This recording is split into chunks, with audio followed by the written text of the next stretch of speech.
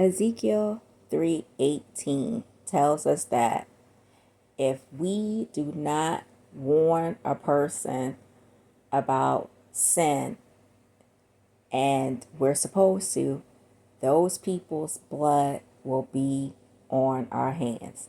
Now, I'm not going to stop talking about marriage, remarriage, divorce, and adultery because no one else is. We are in a society where people are getting married 2, 3, 4 times, and no one is saying anything. No one is letting people know that marriage is permanent. God intended it to be permanent. And then we come up against people who make up excuses. Oh, I lost feelings for this person.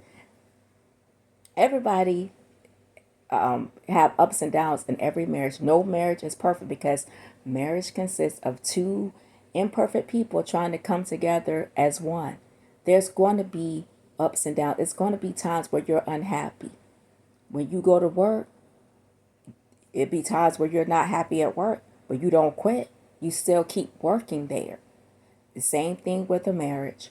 So here on my channel, I'm going to keep talking about these things. I'm going to tell people, do you know that when you get married, the first time you got married, it was recorded in heaven. God does not count the second marriage unless your spouse has passed away. You know this in Paul's teaching. Well, Paul said every man is supposed to have his own wife, and every wife is supposed to have her own husband. And that the only thing that separates them being bound to one another is death. Okay, so and a person may say also, well, divorce is not adultery. No, it isn't. Okay, but people only get a divorce to liberate themselves, and so there, no one gets a divorce to stay by themselves.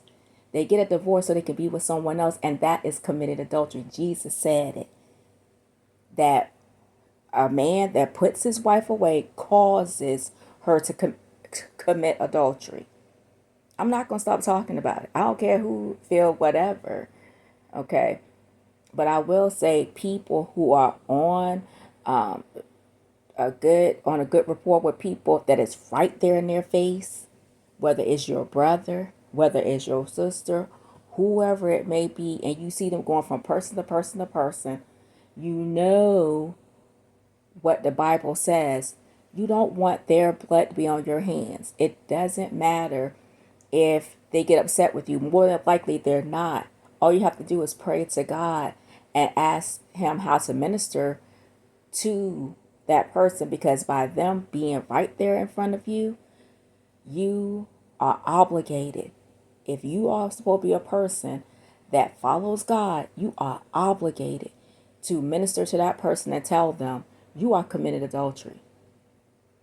I know you may feel this way about your husband, you may feel this way about your wife, but do you know in the Bible, there's no such thing as girlfriend? There's no such thing as boyfriend. God does not acknowledge that. Do you know that you are trespassing against your wife or husband? That needs to be told, because nobody is promised any time here. The last thing you want is to have someone else's blood on your hands, because if you have to think to yourself, why don't you want to minister to them? What's stopping you from ministering to them? You're supposed to love them, right? Then you are supposed to tell them what they are doing is wrong.